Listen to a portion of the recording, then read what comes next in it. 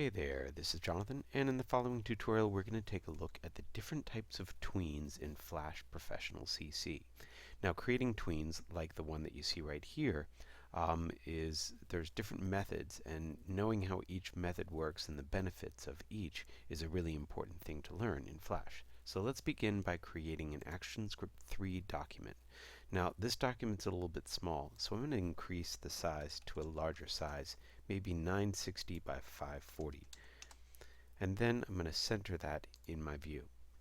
Now I've made my timeline already a little bit big. Yours might be a little bit smaller, but you can move around this with the spacebar held down and the hand tool, which is nice. Now I'm going to separate my space into three different sections because we have three different types of tweens. We have shape tweens, classic tweens, and motion tweens. So we want to separate the space visually so I can kind of see which tween is which in each little box here. So this would be shape tweens, then classic tweens, and motion tweens. Let's take this layer and double click on it and change it to background, just so we know that that's already set. And we also want to lock it so that we don't accidentally interfere with that layer. Now before we do any tweens, we want to create new layers for each individual tween. That's very, very important. And I also want to name this layer, and I'm going to start by naming the first layer shape. And that's the type of tweens we'll do first. And I'm going to go over to the rectangle tool and create a new shape here at the top. Now be aware of the settings that you currently have, what your stroke and fill is, as well as your stroke width, and then also be aware that you do not want to be on object drawing mode. You want to be in shape drawing mode. Begin by drawing a simple rectangle, or in this case a square, holding down the shift key, and then I'm going to go over to the black arrow and select it, and then select the object, or shape rather, by double clicking on it or clicking around it and dragging around it. And you'll see that it is indeed a shape, and that's very important. Now if you had made a drawing object, you might see a border around it like this, and it would say drawing object up here instead. In that case, you want to right click and make sure that you break this apart so it is a shape, because shape tweens only work with shapes. Makes kind of sense. Anyway, to create a tween, what you want are two keyframes that are joined by a mathematical operation called a tween. To make a second keyframe later in the timeline, you want to go to the frame where you want to create that keyframe and right click and choose Insert Keyframe. What this does is extends out the original keyframe until the next keyframe. So if you scroll back, you'll actually see what is the original position. So I'm going to double click that, move it over a little bit, and you'll now see it kind of jumps quickly to the other one. Now in order to make the tween in between, you right click in between and choose Create Shape Tween. Now the shape tween, you'll notice, is green down here, so that kind of gives you a hint. And you'll also notice as we start to scroll, I actually lose my background. I know I'm going to make this thing about maybe 120 frames long, so I'm going to go ahead and insert a frame here. Now the reason I'm inserting a frame is because that is different than inserting a keyframe.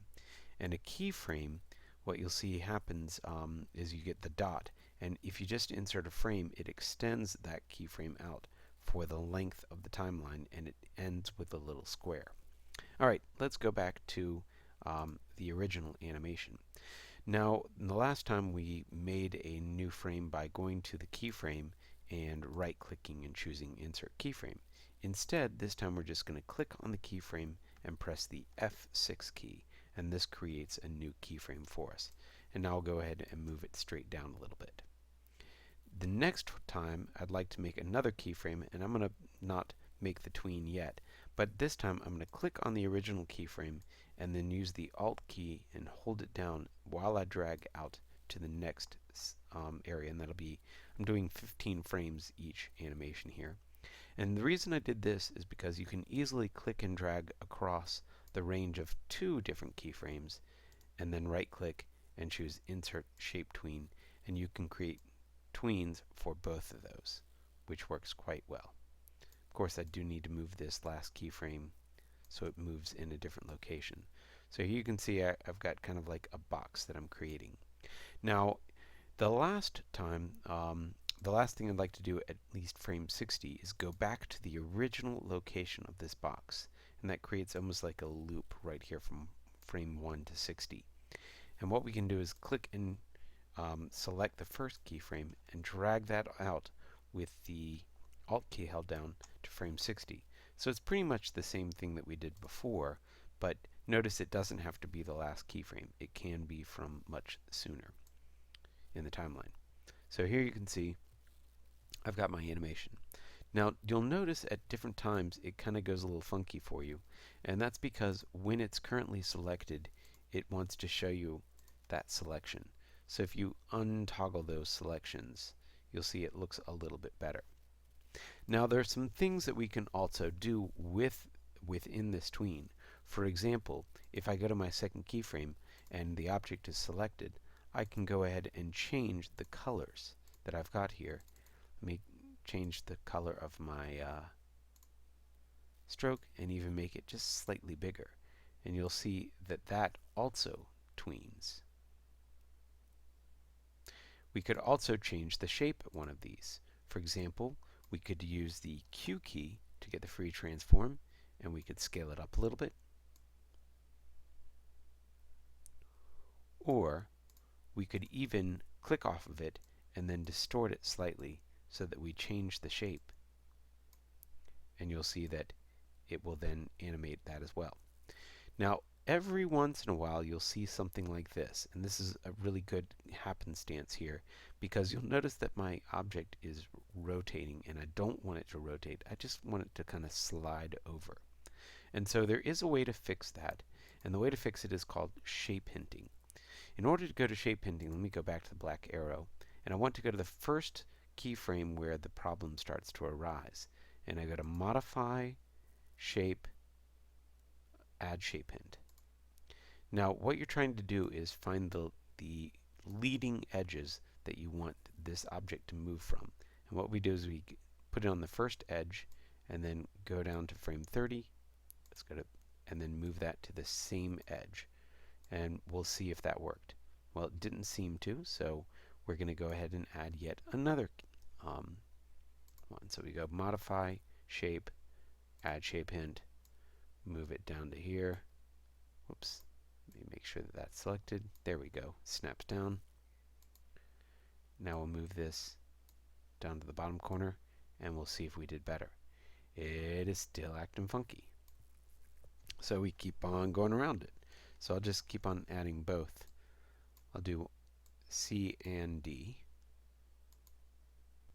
So D goes up there, C goes to the right, so it should be A, B, C, D.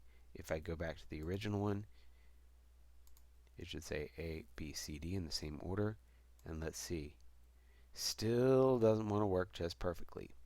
So what you would have to do in this case is either start to remove some of your tweens or try and modify this object just slightly. And you might see by modifying it slightly, eventually you might get it to work. But this is always a pain when you're using shape tweens. And it's too bad in the tutorial it didn't work, but that's probably a good thing. Just to show you that when you do distortions, it can be a little bit troublesome. Anyway, starting at frame 60, I would like you to continue to play with it, but there's one thing that I want to show you, which is kind of a no-no. And I'm not going to worry about getting 15 frames each time, but I'm going to go out to frame 70 at this point, and I'm going to just duplicate the last keyframe, and then I'm going to duplicate the object as well so that I add some more objects. And you'll see that it can actually shape tween to that stuff as well. So we can go from a single shape to multiple shapes within the tween. However, you have to be careful because this can really look unorganized if you're not careful, especially if you start to move things like strokes from fills. Then it just becomes an absolute mess. And so this should really be avoided. I would say typically you only want to go from one single shape to another single shape. So if you've done this, we can easily delete that content just by clicking on that frame and deleting it. And you'll notice that all of a sudden that tween is now turned into a series of dots. That indicates that the tween is broken.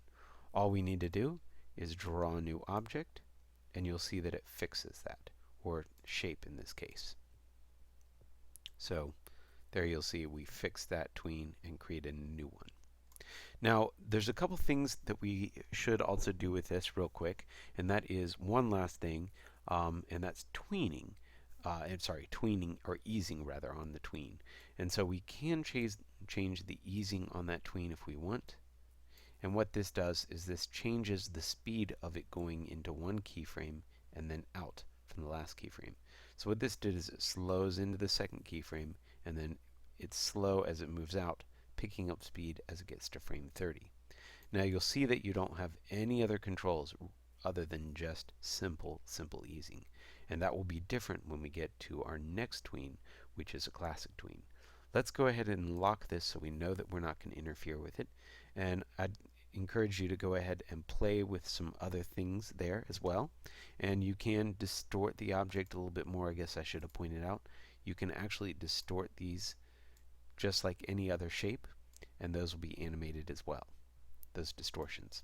Anyway, moving on with the classic tween, we want to create a new layer. Name this classic so we know that that's what it is.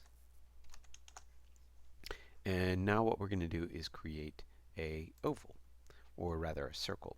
I'm going to begin by creating a simple circle and double click on this object, or actually triple click on this object to make sure the entire thing is selected. We should see both our stroke and fill settings here selected. And what we want to do before we make a classic tween, we could right click and immediately go to classic tween, but that would be a really bad mistake. We always want to make sure that we convert anything that we have to a symbol before we do anything.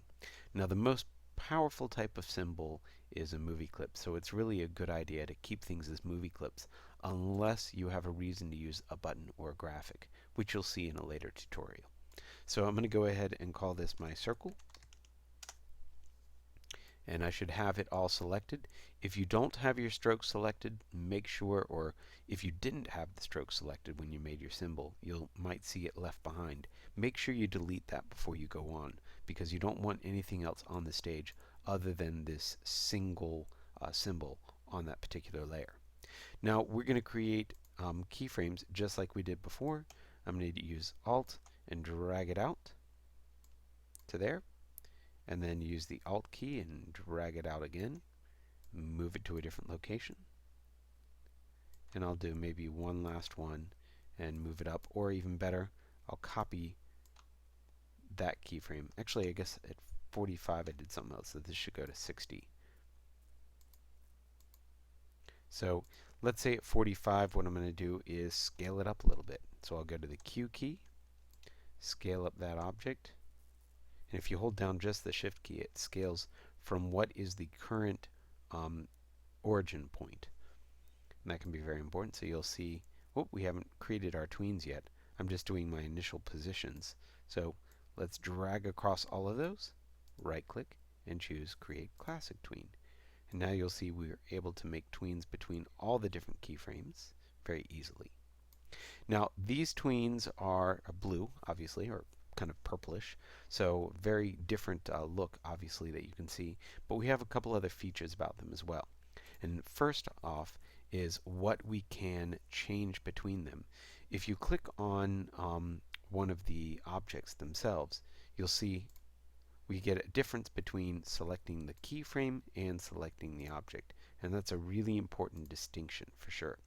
If we select the object, then we can change things like our tints. So maybe I'll go ahead and make this kind of a different color all the way, going to red, and you'll see that it changes that over time. Or we can apply things like drop shadows. So if I need to go to the object, I'll add a filter here, change that distance a little bit. Now notice this, my drop shadow is actually black, but it's turning red, and the reason why is because I have this tint on here. So you have to be aware that tints will override your drop shadows or something like that. Instead, you might want to use something like adjust color if you're trying to adjust the color of that object. Now I can put that before the drop shadow, and I get the best results. So here's my drop shadow. I'll go ahead and make it a little bit bigger, and you'll see that that drop shadow will be added in the animation as well. And of course, we scale it up at some point, and then it scales back down. Now, there is one thing that I wanted to point out about this particular origin point, and that is at some point it might be nice to change this. For example, when we get to frame 60, it's back to where it initially started, and now I'd like it to spin around in a circle rather than just move around. So at this point, it'd be nice if I went ahead and moved the origin point to where I want it to spin around. But here's what happens. If you look at it carefully and you go back, you'll notice that it tends to snap. And the reason why is it animates from one origin point from the last origin point. So in between two keyframes, you have to make sure that you keep your origin points exactly the same. So I'm going to undo that. Well, actually, what I might do is just take this back and just snap it back to the middle. So that fixes that origin point. And then at frame 60, I'm going to duplicate this so that I can then move the origin point, I'll even move it down to the corner, and then I can create another animation real quick, going to frame 75. And now I will add my classic tween. And now let's go and look at the tweening options. Now, one of the things that we can do is rotate this automatically. So you can see I can rotate that around in a circle, so 1 degree. And I can also start to do some other things like easing here, but I can also do custom easing, which is really, really nice. In this case, I can add an ease at the beginning of the tween as well as an ease at the end of the tween. So this S-curve is a really common curve in animation, which allows me to see, there you can kind of see a version of it. It allows it to be kind of slow at the beginning, pick up speed, and then slow down at the end. So that's really, really nice. Now let's go back to another place. Let me find where that gets bigger. And I'm going to add something different here. I'm going to do an advanced color change, and I'll make the red go pretty bright there. Now the reason I did this is because I want to add the easing here, but I'm going to go into the custom easing and take a look at it, and you'll see that I have a toggle here which says use one setting for all properties, or I can click off of that and you can see that I can control each property separately. So if I want the color to be different, so I'm going to use the color like that, and I'm going to use my position so that it goes out quickly and slows down. Now I can go and preview that, and my motion and my color happen at different times. So kind of interesting to see. You can explore that a lot more, obviously, just kind of playing with it. Continue to make some other tweens in between just to see what you can do, and that basically introduces you to the concept of classic tweens. Now we're going to go ahead and lock that and create one last tween here, and this is going to be called a motion tween. So we want to go back and create a new object. I'm going to go ahead and do a polystar and create that object right here. So we're going to double click on it, make sure that we have it all selected, and just like we did with classic tweens, we really want to make sure that we convert this to a symbol before we do any tweens. So I'm going to select it, convert it to a symbol, call this my poly, and now I'm ready to start doing some animation with it. Now if you click off of that, you'll notice it has extended for the length of the animation already, and that's because we already had 120 frames. If we right click on this and choose create motion tweens, that motion tween has also extended the entire length. There are no keyframes in between, although the tween lasts for the entire time. In order to create keyframes, you want to go to the individual frame that you want to create a different look at, and then you want to modify the object, either by moving it or even scaling it. If you hold down the Q key, then you can scale this up a little bit, and you'll see that it will automatically create a path. Let me go to frame 30, and move the object and scale it back down.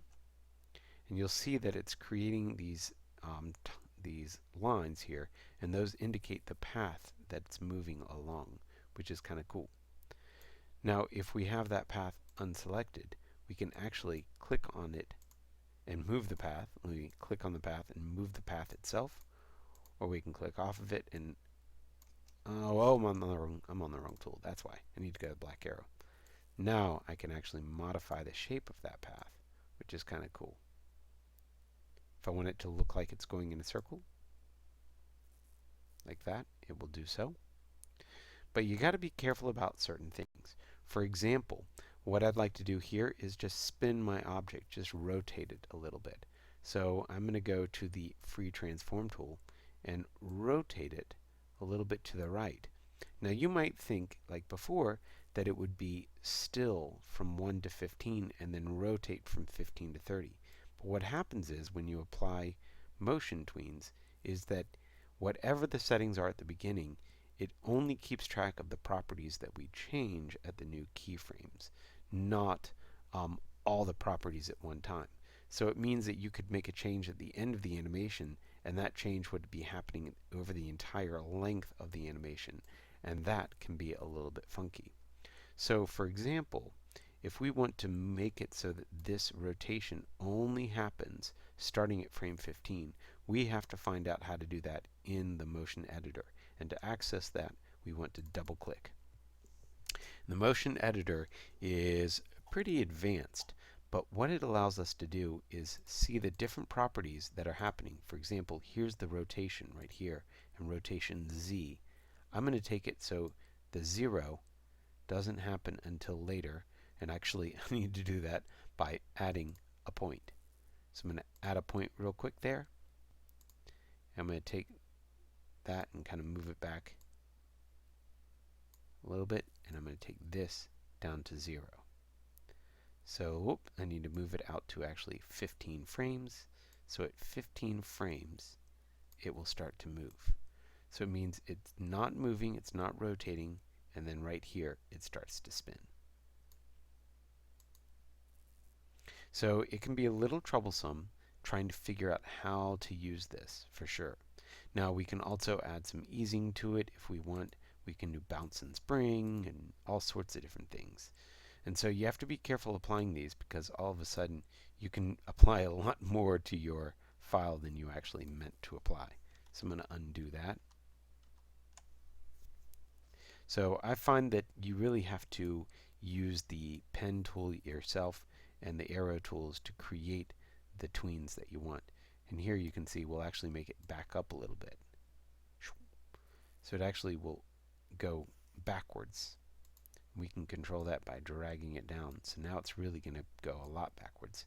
So it goes backwards. It goes a little bit too fast there.